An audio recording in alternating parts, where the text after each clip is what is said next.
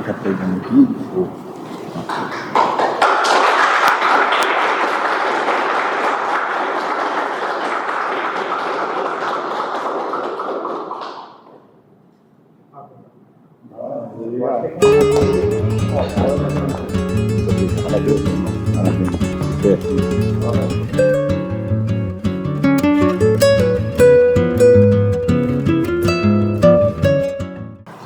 Boa noite, senhoras vereadoras, senhores vereadores.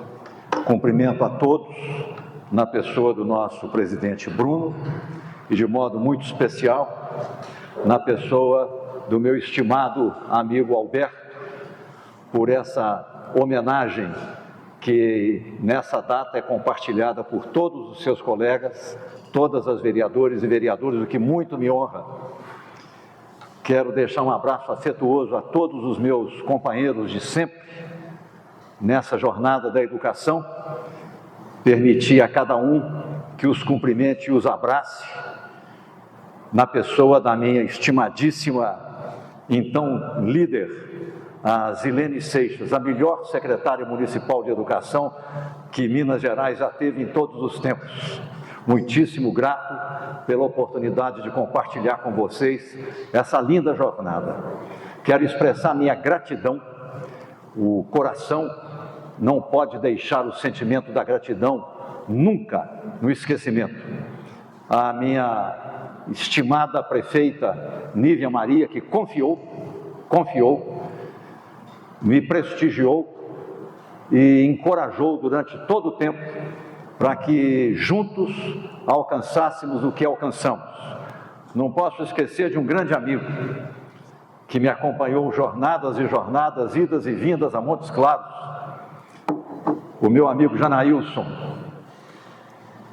Aqui vejo o Sérgio, grato pela presença. Deixo um abraço a todos os cidadãos, cidadãs, residentes no nosso município.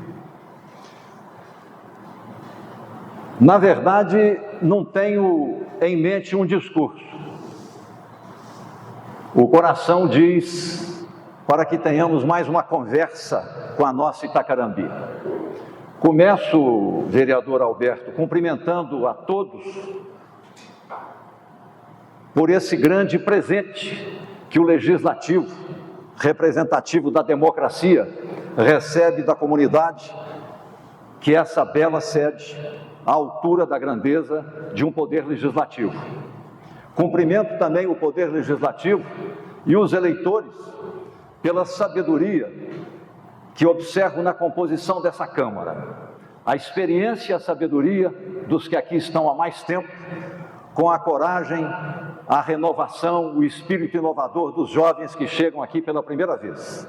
Que bom! Isso é muito bom. Essa convivência dos diferentes sempre é muito saudável para a vida em geral e para a vida democrática em particular.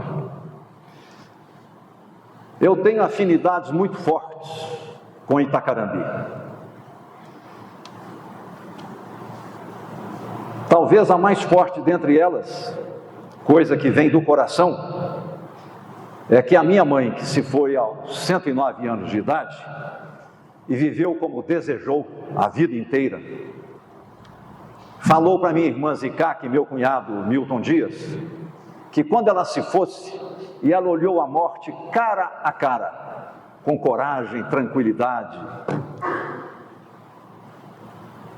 que ela fosse cremada e que parte das cinzas fosse jogada no rio do coração dela, o Rio São Francisco, aqui na Fazenda Icil, que a minha irmã e meu cunhado são sócios. Eu, inclusive, estou hospedado com meus amigos lá. Então, isso cria um laço afetivo muito forte. Não é com o território, não é com a majestade e a beleza do São Francisco, é com o espírito desse povo, o que representa Itacarambi nas nossas vidas. Também tem um laço muito forte, porque tive o privilégio de conhecer e conviver com José de Paula, que homenageou-me quando convidou-me e participei de um jantar na casa dele, numa conversa fraterna, amistosa, da qual não me esqueço nunca.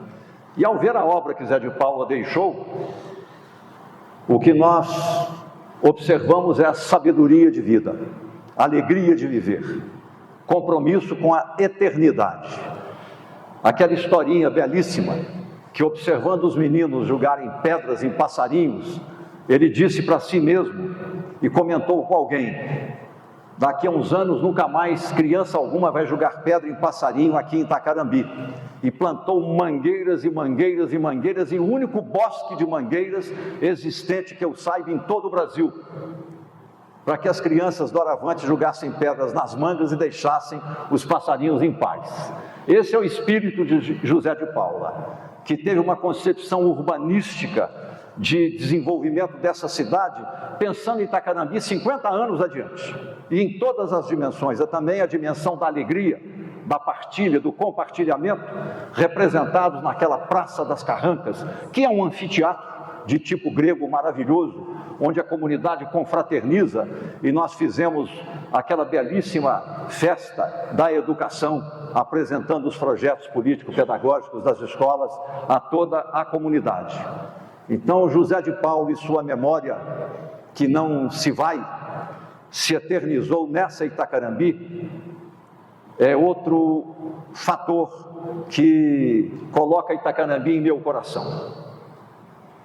O fato de ter a irmã e um cunhado, que é como um irmão, pela amizade que temos, que são apaixonados por Itacarambi, adoram a fazenda. Se pudessem, aqui residiriam. Ele, aos 84 anos de idade, de 15 em 15 dias, está aqui. E a minha irmã, sempre que pode, também está aqui. É outro vínculo que nós temos com a cidade. Mas há um vínculo que se perpetua na medida em que ele significa uma transmissão de esperança a uma geração de crianças e de adolescentes, que é o trabalho coletivamente realizado sob a liderança da Zilene, com o auxílio inestimável de outra grande da educação, que é a Luciana, o que nos possibilitou, como trabalho coletivo, contribuir para que Itacarambi, em pouquíssimo tempo, passasse de um IDEB 5,3 para um IDEB 6,5, o mesmo de Montes Claros, o maior do norte de Minas, e o 13º maior IDEB de Minas Gerais, com a expectativa de que pudéssemos chegar rapidamente ao IDEB 7, progredindo e progredindo a caminho da excelência em educação. Todos nós somos democratas, todos nós somos apaixonados também pela vida pública, pela política. A disputa político-eleitoral passou, e uma das características mais marcantes da democracia é saber vencer e saber perder, entendendo que na democracia não há vencedores nem derrotados. A maioria jamais terá direito e poderá oprimir minorias. Maiorias governam, mas governam democraticamente. O poder nunca é monopólio de uma pessoa, um partido, um grupo hegemônico. O poder na democracia é sempre distribuído. Tanto é que temos partidos, temos representantes de diferentes partidos, temos situação e oposição, que é próprio da democracia, e temos eleições periódicas que garantem a todos aqueles que têm as aspirações legítimas de contribuir para a democracia através da disputa pelo poder, seja no legislativo, seja no executivo, possam fazê-lo periodicamente a cada 4 anos, disputando o voto popular com suas ideias, seus programas, suas emoções, suas paixões, o que não falta, a propósito, em Itacarambi. Basta ver a força dos azuis e a força dos amarelos para se entender como Itacarambi pulsa no seu coração a política, o que é muito bom, e que assim seja. De modo que essa possibilidade de cooperar com a comunidade local para assegurar às crianças e aos adolescentes um lugar no mundo como pessoas humanas e humanizadas, com as capacidades de autonomia moral e intelectual, a capacidade empreendedora que, pela educação, passam a adquirir para saberem conhecer as opções que a vida proporciona, saber fazer as escolhas e criar, onde não houver, a oportunidade, criar condições para prosperar. Isso a educação proporciona. E o seu governo, prefeita Nívia, indelevelmente assinala isso para a história de Itacarambi, assim como secretária Zilene, indelevelmente a sua gestão assinala na história de Itacarambi, para a história de Itacarambi, a esperança em ação. É o legado que vocês deixam a Itacarambi. Fico também alegre. Todos sabem que quando trabalho profissionalmente em educação, o político João Batista Marisguia desaparece. Eu não misturo ação política com ação educacional profissional, embora tenha as minhas preferências no coração. Pelo trabalho extraordinário que aqui foi feito em educação, é natural, eu sou um ser humano, que a minha torcida íntima, sem nenhum desmerecimento dos demais, foi para que o Sérgio vencesse as eleições, enxergando nisso uma garantia segura, sem nenhum desmerecimento dos demais, de que o que se fez em educação prosseguiria e prosseguiria para alcançar o patamar da excelência. Eis que, passadas as eleições e as paixões, eu li um documento de autoria da Secretaria Municipal de Educação, já no novo governo, reiterando que toda a política educacional que foi construída no período do último governo da prefeita Nívia, sob a liderança educacional da secretária Zilene, seria mantida. Não me importam os detalhes, não me importam fatos, mas aquele pronunciamento, aquela manifestação, me deu a tranquilidade de que bom, na diversidade, no contraditório, oposição e situação, há vida, há civilidade, há elegância, há respeito à criança, respeito ao adolescente, respeito às famílias, respeito ao cidadão, respeito aos professores, respeito aos pedagogos, aos diretores, respeito à herança. Eu voltei ao PT a chamado, uma convocação do meu amigo desde 1979, o presidente Luiz Inácio Lula da Silva. Voltei ao PT, mas não abro mão, com a minha autonomia moral e intelectual, de, no que couber, eventualmente, fazer a minha crítica. Por exemplo, eu nunca aceitei, lá nos idos de 2002, quando o então candidato Luiz Inácio Lula da Silva disputava a presidência pela quarta vez. Eis um cidadão que soube disputar e soube perder e soube perseverar com esperança em ação sem virar a mesa, como outros tentaram fazer. Disputou 89 e perdeu para Collor, disputou 94 e perdeu para Fernando Henrique Cardoso, disputou 98 e perdeu para Fernando Henrique Cardoso, disputou 2002, ganhou, 2006, ganhou, 2010 elegeu Dilma, 2014 elegeu Dilma, passou pelo que passou, caluniado, humilhado, ofendido, para depois ser completamente anistiado, não só dentro, como no mundo inteiro, como um dos maiores líderes mundiais, e eis que se elege pela terceira vez presidente da República e se colocando na vida ativa, na vida pública, provavelmente como um protagonista nas próximas eleições. Digo isso porque na campanha de 2002, o PT a disputou, dizendo que iria negar a herança recebida dos governos precedentes de Fernando Henrique Cardoso. Chegava a falar em herança maldita, pois o PT recebeu uma herança bendita. Os governos de Fernando Henrique Cardoso foram construtivos, progressistas, democráticos e legaram ao país o fim da inflação e uma enorme revolução em processo iniciada na área da educação. Passou-se o tempo, todos amadurecemos, alguns não.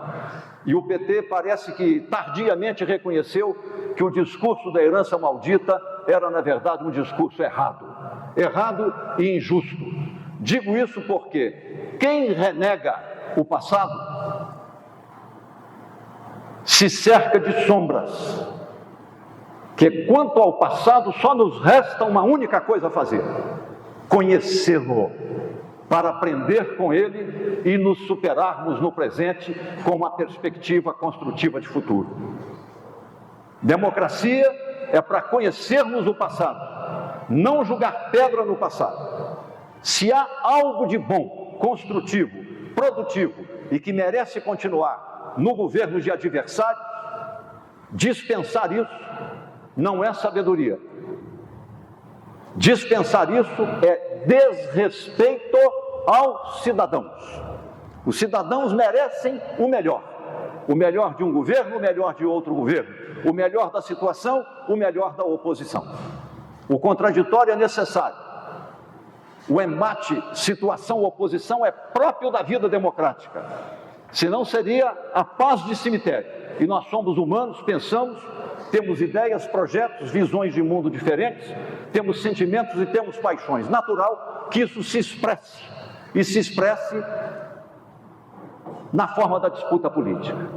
Mas a democracia, sejamos de esquerda, sejamos de direita, sejamos de centro, ela requer de nós, além de coragem, o respeito canônico a 4 fundamentos inegociáveis. Na falta de qualquer deles, a democracia começa a correr o risco de morrer. O primeiro, o respeito canônico às liberdades individuais. Liberdade de orientação sexual. Quem é juiz de quem? Alguém vai arbitrar sobre a felicidade pessoal de um ser humano em sua intimidade? Quem vai julgar a primeira pedra e dizer que a minha orientação é a única, grandiosa, desrespeitando a todos os demais que têm orientações eventualmente distintas? Orientações políticas, ideológicas, partidárias, orientações filosóficas e visões de mundo, orientações religiosas, tendo religião e fé ou não tendo religião. Essa é a diversidade humana. Respeitar a diversidade da cor da pele, uma das maiores virtudes do nosso país. A nossa diversidade, própria da condição humana. A condição humana é a condição da diversidade e da pluralidade. Nós somos negros, somos pretos, somos brancos, somos pardos, somos indígenas. Nós somos árabes, os libaneses, os sírios, que penetraram por todo o Brasil como uma diáspora, formando núcleos comerciais por esse país, quando nem estrada não havia, desde o início do século passado. Nós somos alemães, poloneses, ucranianos e russos. Olhem o Paraná. Nós somos italianos. Olhem o sul do Brasil, olhem São Paulo, olhem o sul de Minas e o Triângulo Mineiro. Nós somos o mundo, mas nós somos Brasil. Essa síntese existe mais que em qualquer outro lugar do mundo, aqui no meio de nós. 56% da nossa população é negra, pardos e pretos. Viva o Brasil!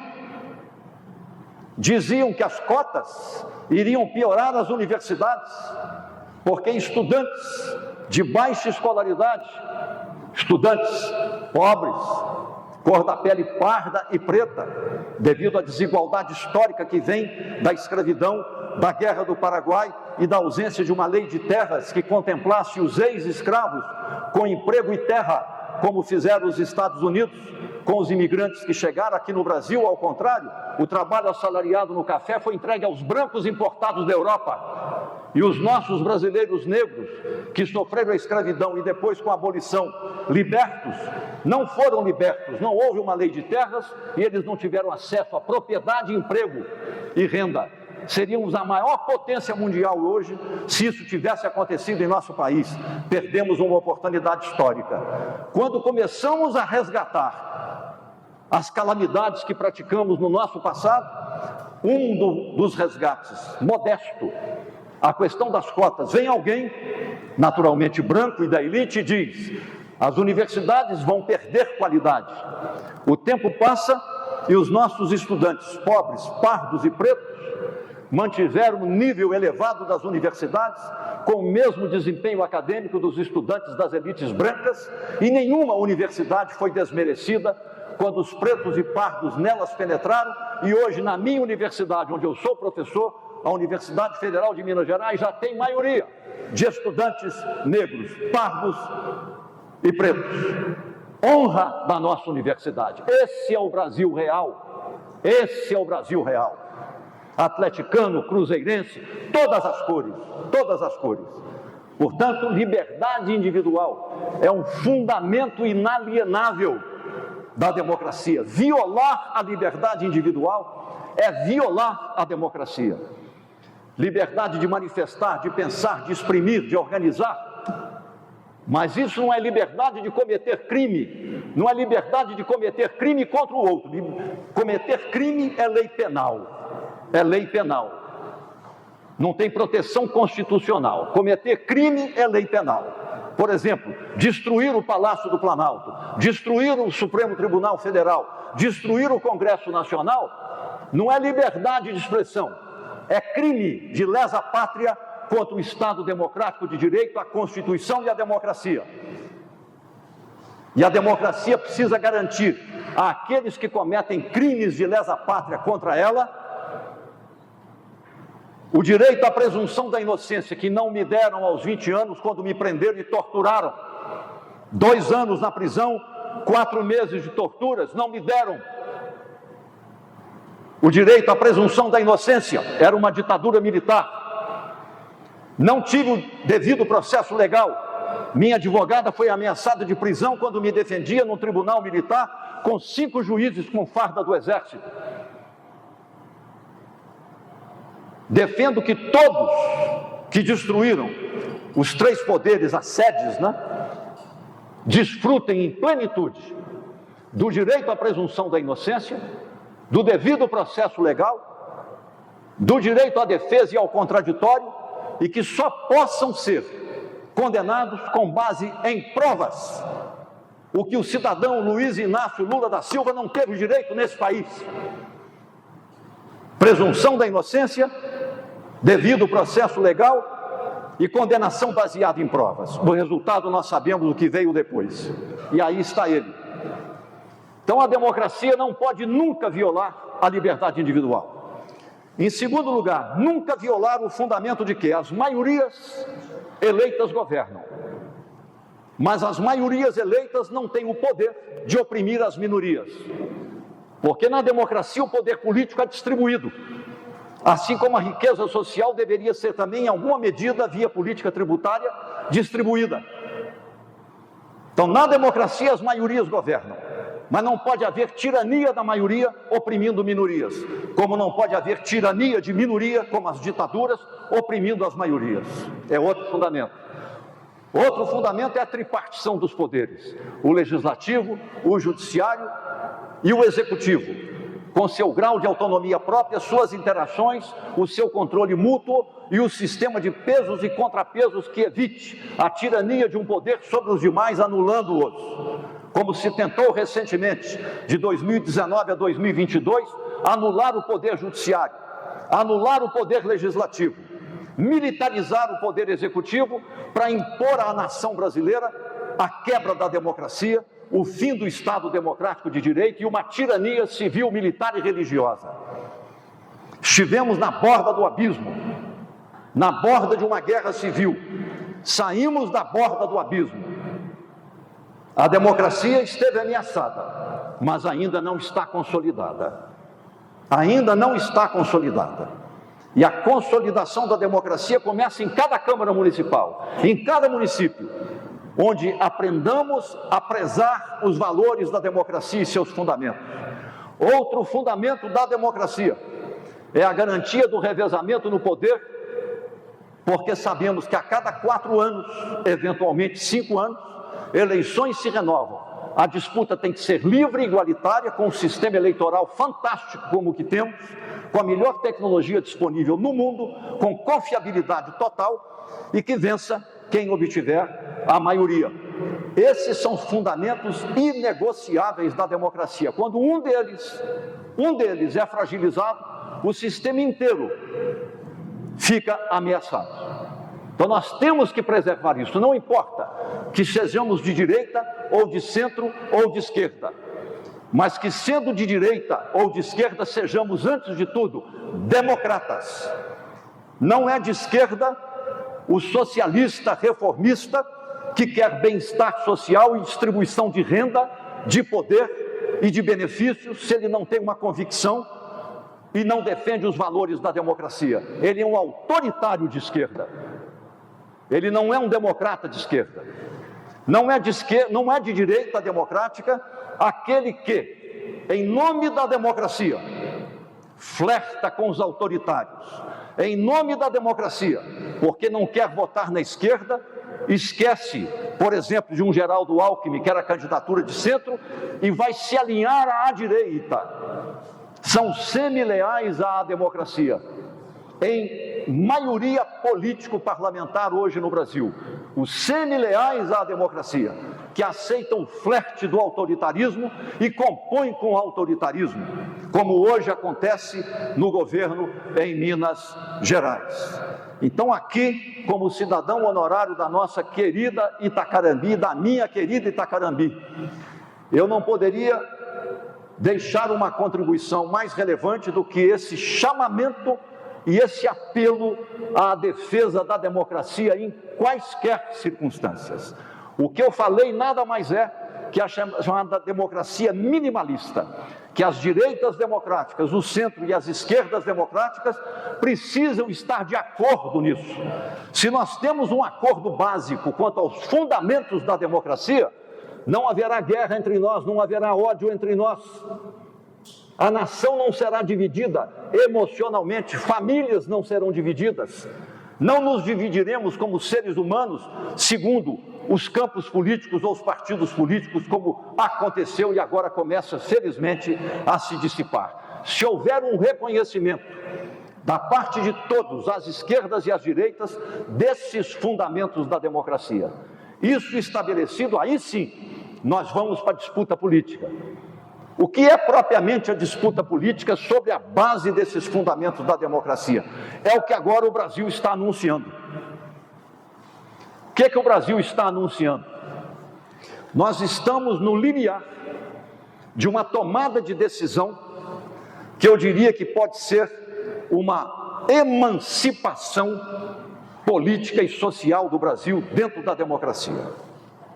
Nós esperamos 40 anos, presidente, para que houvesse no nosso país a tão desejada reforma tributária. Conseguimos a reforma tributária 1. O que é a reforma tributária 1? Simplificamos a tributação.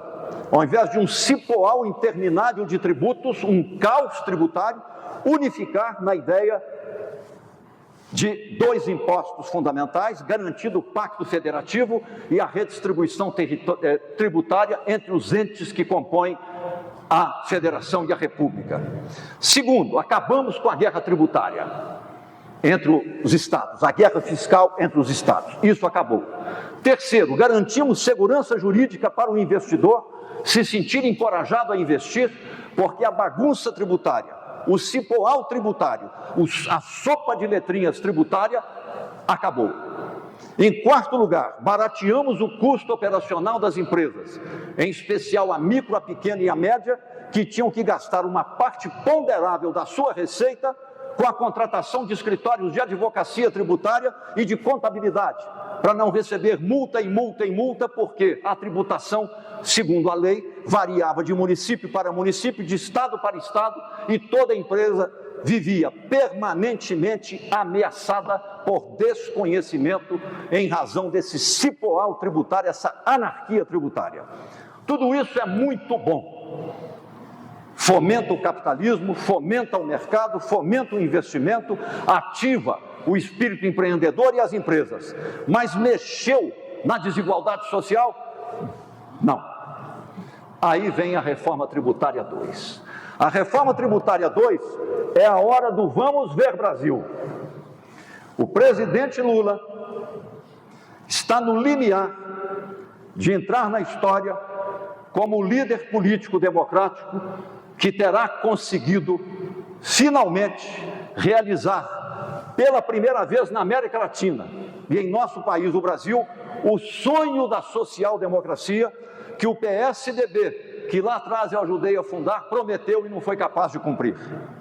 O que é o sonho da social-democracia.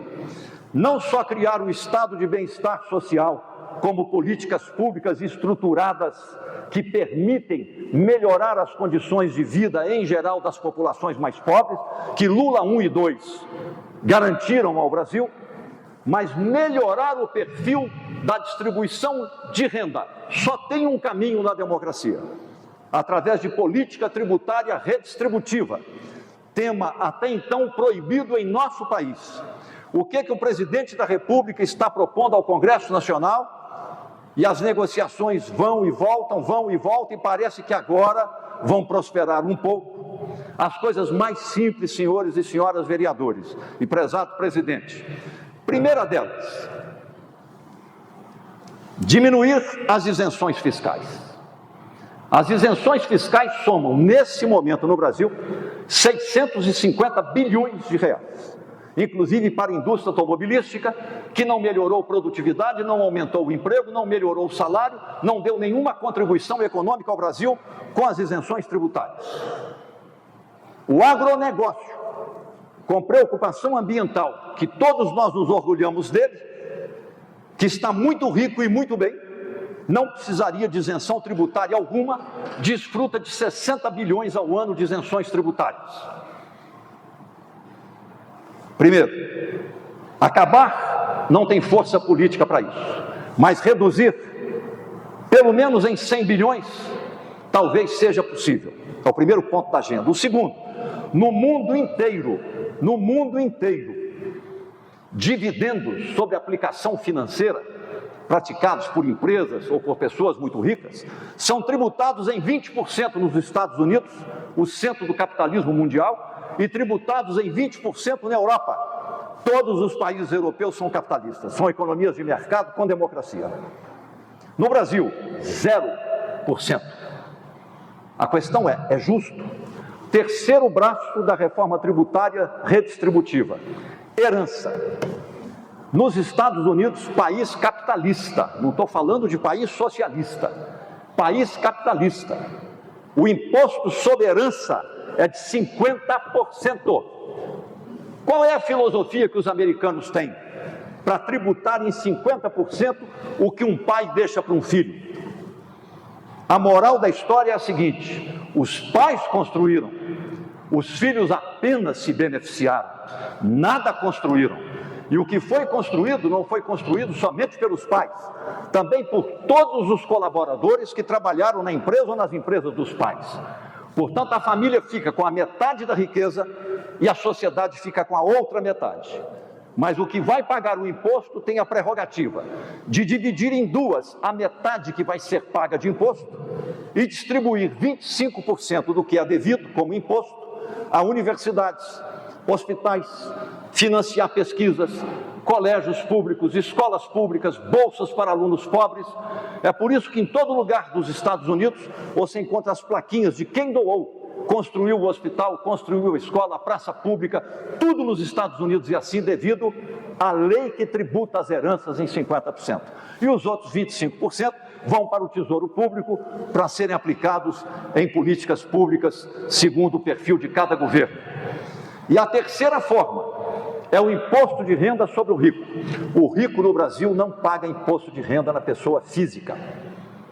O brasileiro mortal comum paga 27,5%. O rico tem empresa familiar, carro, gasolina, alimentação, viagem, contas, tudo cai na empresa familiar, na CNPJ, com imposto de 13%, 14% a 15% e não 27,5%. Então é aumentar em 10% a tributação do imposto de renda da pessoa física, dos ricos e muito ricos. Isso tudo resultaria numa receita agregada da ordem de 300 a 350 bilhões ano, para melhorar o SUS, melhorar a Previdência Social, reduzir a dívida pública e com isso baixar a taxa de juros. Mas aí o problema vira um problema de classe social dominante, que não abre mão 1 milímetro do seu poderio neo-escravista, que é uma característica da sociedade brasileira e a raiz da desigualdade social em nosso país. O que está sendo proposto é por via democrática, mas temos que convencer um Congresso Nacional eminentemente conservador. E aí o papel de uma Câmara Municipal, porque os deputados que estão lá, eu não preciso citar nomes, vários deles, e não são poucos, são votados aqui. Votados aqui. Pinheirinho, vou citar, Newton Cardoso Filho, Aécio Neves, o nosso amigo aqui de Manga, o Paulo Guedes, a nossa líder, deputada federal indígena, Célia Chacriabá, pelo menos 5. Pelo menos 5. Tem votação mais ou menos expressiva aqui. Essas pessoas têm que dizer como é que serão merecedoras do voto de uma comunidade que precisa dessa redistribuição para não ficar dependente do ICMS, do imposto redistribuído aos municípios apenas. Então tem um impacto muito forte também no Pacto Federativo para aumentar as receitas municipais. Esse é o tema central do Brasil contemporâneo hoje, a defesa da democracia e a reforma tributária 2, redistributiva, e que vai mexer um pouquinho no perfil da desigualdade social no Brasil. Os ricos e muito ricos permanecerão muito ricos e ricos, mas os pobres certamente melhorariam de modo substancial o seu padrão de vida e as políticas públicas essenciais disporiam de mais recursos. Termino dizendo a vocês de coração aberto: eu fui candidato a governador quando, honrosamente, em 2018, eu recebi a visita de Marina Silva, com quem eu nunca tinha estado pessoalmente em minha casa, e foi me convidar, seria para ser candidata ao Senado. Depois da conversa ela falou: não vou convidá-lo para ser candidato ao Senado, vou convidá-lo para ser candidato a governador. E eu fui. Participei de incontáveis debates nos interiores, nas televisões, nas rádios, de 3 debates de televisão, venci todos, mas fui excluído do debate da Globo, que é o decisivo. Mas cumpri a minha missão. Cumpri a minha missão, feliz da vida, num sacrifício pessoal enorme, porque fiquei 9 meses sem renda, e aos 77 anos de idade que eu faço agora, eu só posso fazer o que eu estou fazendo, rodando Minas Gerais. Vou dizer por quê? Porque eu continuo consultor em educação em Ouro Preto, em Conceição do Mato Dentro, aqui em Verdelândia, o prefeito me convidou, e ali mais adiante, em Nova Porteirinha, que a minha amiga pessoal, Elbe Brandão, convidou. Daí vem a minha renda, embora eu seja de família abastada. Daí vem a minha renda, aos 77 anos de idade, com muito prazer, com muito gosto. Mas eis que a vida nos surpreende. E nesse caso, eu confesso, me cercando de alegrias. Eu me encontro com Lula, que conheço desde 79, fundamos juntos o Partido dos Trabalhadores, hospedou-se em meu modesto apartamento durante 4 anos, todas as vezes que ia a Belo Horizonte. Me encontro com ele em Nova Lima, na inauguração de uma fábrica, que o Valfrido, que foi aqui citado, meu irmão, foi o fundador e um dos sócios. Ele não é o dono, é um dos sócios. O Lula, ao falar, citou o meu nome 3 vezes, eu estava na frente dele assentado. Citou o nome do meu filho, que tinha 8 anos de idade, agora tem 50, estava lá e o Lula não sabia. Tinha vindo de São Paulo. Falou que eu tinha deixado o PT, mas que o PT não tinha saído do meu coração, e que o meu lugar era no PT. Terminou, ele me chamou para uma conversa pessoal. Nós ficamos 15 minutos, somente nós dois conversando. Depois ele chamou o ministro Padilha e chamou o meu irmão Valfrido e disse: João, o que você está fazendo?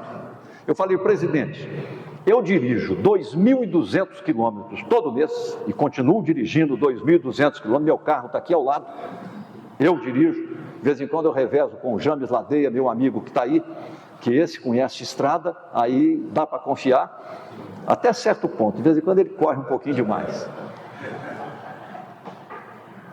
Contei para ele, eu sou consultor, voltei para a Universidade Federal de Minas Gerais, sou professor de Sociologia, estou escrevendo muito, estou publicando, estou escrevendo para jornal, quase não tenho tempo. Ele falou: ótimo, mas eu preciso de você em Brasília.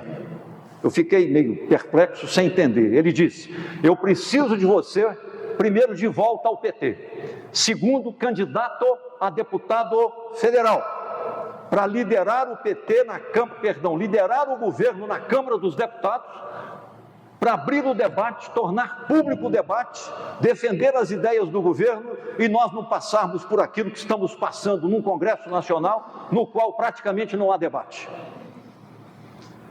O presidente da República me faz uma conclamação como essa, a resposta é óbvia. Desde então, sou pré-candidato a deputado federal. Uma concentração muito forte de trabalho na região metropolitana, mas ali, onde estão os amigos e onde está o coração, naturalmente, a esperança em ação fica não porque é melhor do que quem quer que seja, mas porque tem um legado, tem uma história, tem ideias, e é com base em legado, história, ideias e compromissos que eu consigo fazer política. Eu não sou político de emendas e nem serei. Para mim isso seria a morte. A morte.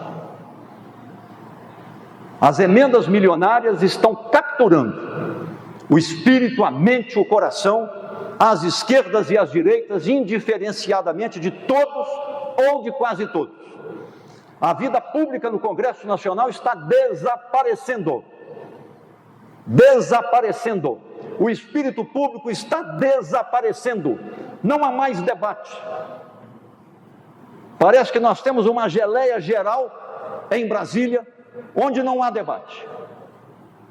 A paixão das pessoas se concentra na emenda. O tempo das pessoas para administrar emenda. O sonho das pessoas para sonhar emendas. Para pesadelo da democracia. Desse poço sem fundo eu não beberei. Eu fiz uma proposta fraterna, transparente ao meu partido. E eles haverão de entender a minha liberdade de dizer isso aqui, que está escrito no livro que eu vou lhes entregar daqui a pouco.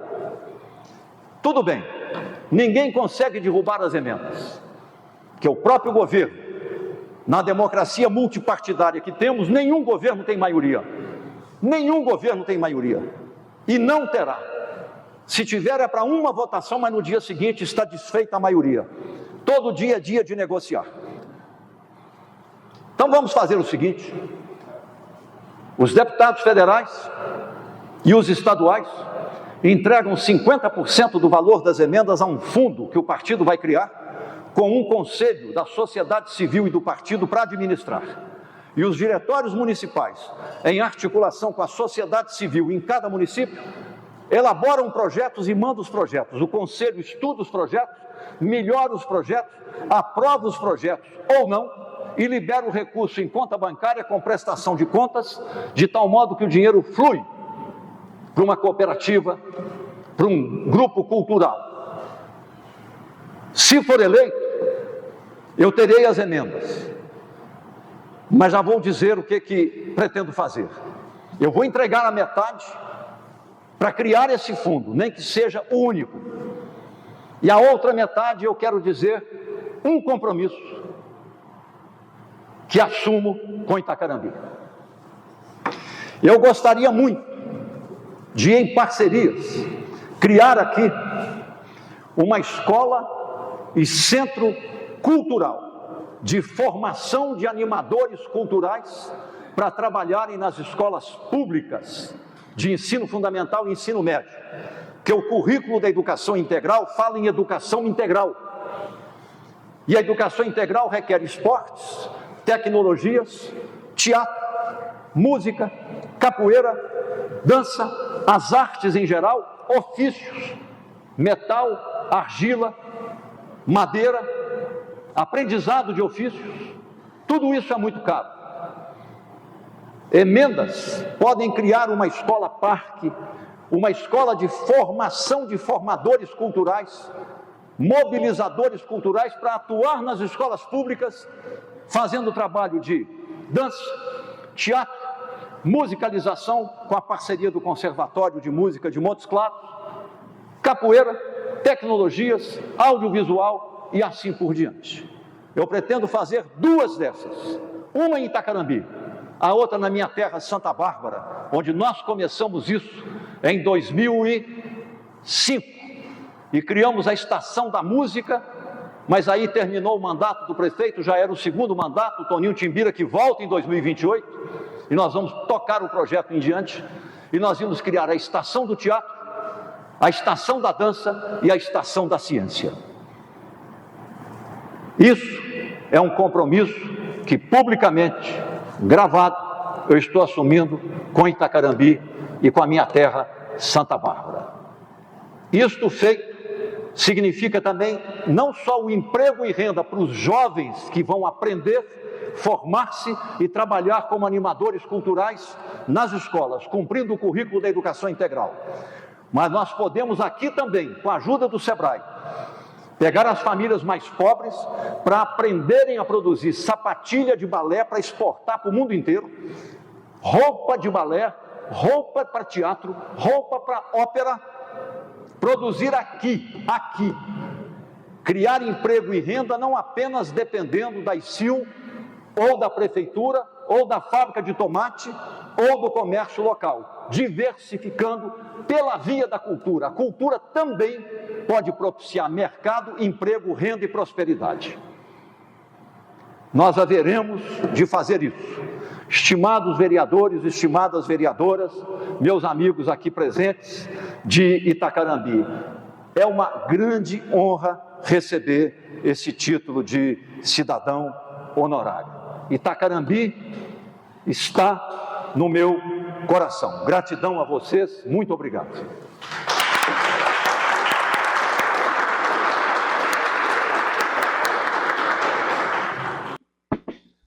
Quero agradecer pelas palavras do nosso amigo João Batista Mares Guias e dizer à população de Itacarambi, aos vereadores, o senso público é muito importante para a convivência na diversidade política. Então, por isso que essa Casa Legislativa tem um compromisso e sempre terá essa precisão importante que é com o espírito da coletividade. Acredito que a Câmara de Itacarambi sempre vai ter esse senso, sempre vai ter essa opinião diferente de cada vereador, mas como o João colocou, acho que a gente tem que ter a prerrogativa de visar a quem mais precisa, né, João? Então, obrigado pela sua presença, obrigado pelas suas palavras, e hoje o senhor, como cidadão itacarambiense, sinta-se à vontade e principalmente pela essa homenagem que nós entregamos ao senhor hoje e que o senhor possa ter